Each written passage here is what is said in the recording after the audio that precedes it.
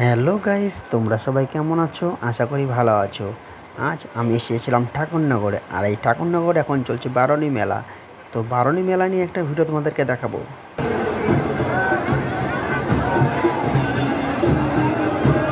দেখতেই পাচ্ছ ঠাকুরনগরে এখন কেমন ভিড় চলছে। এই বারণীর সময় প্রতি বছরই এরকম ট্রেনে ভিড় হয়। বনগাঁ থেকে ঠাকুরনগর প্রচুর ভিড় হয়, এবং শিয়ালদা থেকে যেদিন স্নান হয়, বারণীর স্নান, সেদিন ভীষণ ভিড় হয়। আর এই স্টেশন থেকে নেমেই দেখো প্রধান ফটক একটা বানানো হয়েছে ঠাকুরনগর মেলায় যাওয়ার জন্য। ঠাকুরনগর যে বারণী মেলা চলছে সেখানে যেতে গেলে দেখো স্টেশন থেকে নেমেই এই মেইন ফটকে যেতে হবে।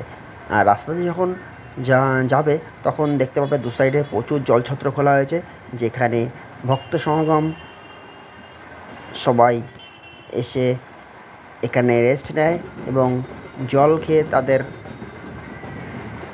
পিপাসা মেটায়। আর দেখতে পাচ্ছ রাস্তা পুরো একদম জ্যাম হয়ে গেছে, প্রচুর লোক এসেছিলো, প্রায় 10 লক্ষেরও বেশি। তো এত ভিড় দেখতেই পাচ্ছ।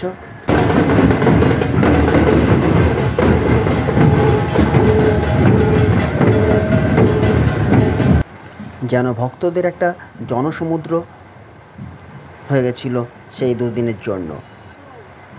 এবছর বারণী স্নান পড়েছিল শনি এবং রবিবার।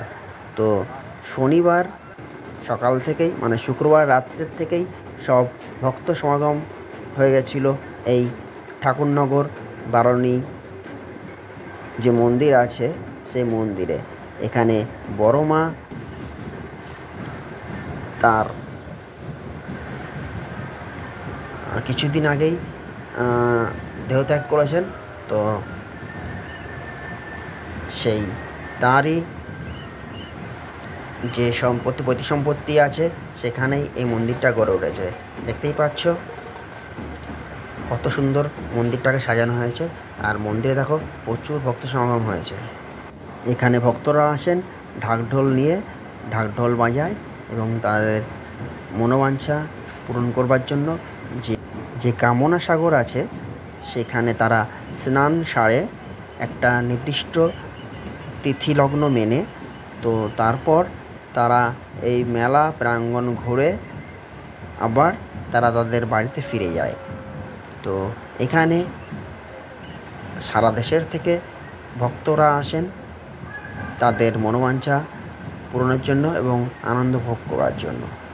তো দেখো সারা রাত প্রায় এখানে মেলা চলে। দেখতেই পাচ্ছ প্রচুর ভক্ত এসে পৌঁছেছে। মেন মন্দিরের অপোজিটে আছে নাট মন্দির, এবং চারিদিকে অনেক মন্দির আছে, এবং এই মন্দিরের বাঁ দিকে আছে কামনা সাগর। সেটা তোমাদেরকে দেখাবো ঘুরিয়ে। তো তোমরা দেখতে থাকো। আগে যে মন্দিরের সামনে যে ভক্তরা এসেছেন তাদের ঢাকঢোল কীভাবে তারা বাজাচ্ছেন দেখুন।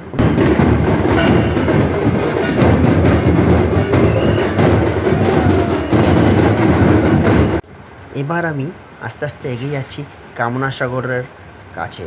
এই কামনা সাগরটা ভীষণ সুন্দর একটা পুকুর, যে পুকুরটার চারিদিকে পাড় বাঁধানো আছে এবং সিঁড়ি করা আছে। তো ওই সিঁড়ি দিয়েই নামতে হবে এই কামনা সাগরে, এবং স্নান সারতে হবে নির্দিষ্ট সময়ে। তো আমি যখন গেছিলাম তখন অলরেডি ভক্তরা স্নান করে নিয়েছে, তাদের পুণ্য অর্জন মোটামুটি করে নিয়েছে সেই নির্দিষ্ট লগ্নের মধ্যে। এখন দেখো শুধু যারা পরে এসেছে তারাই তাদের পুণ্যের জল ঘট ভরে নিয়ে যাচ্ছে। আর এবার আমরা এসে গেছি দেখো মেলার মধ্যে। এখানে 7 দিন মেলা চলবে। অনেক বড় মেলা হয়, পুরো কয়েকশো বিঘা জমির ওপরে শুধু মেলা দেখতে পাবে। বিভিন্ন রকম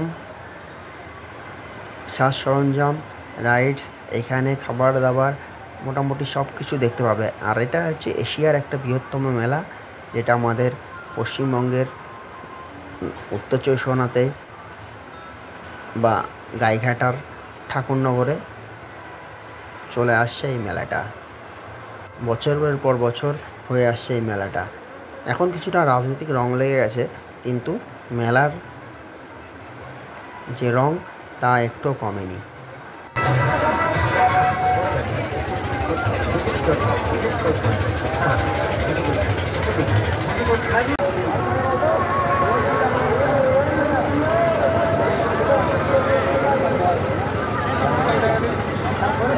বন্ধুরা, কেমন লাগলো এই ঠাকুরনগরের মতুয়াদের মেলা একটু জানাবেন। ধন্যবাদ, সবাইকে ভালো থাকবেন।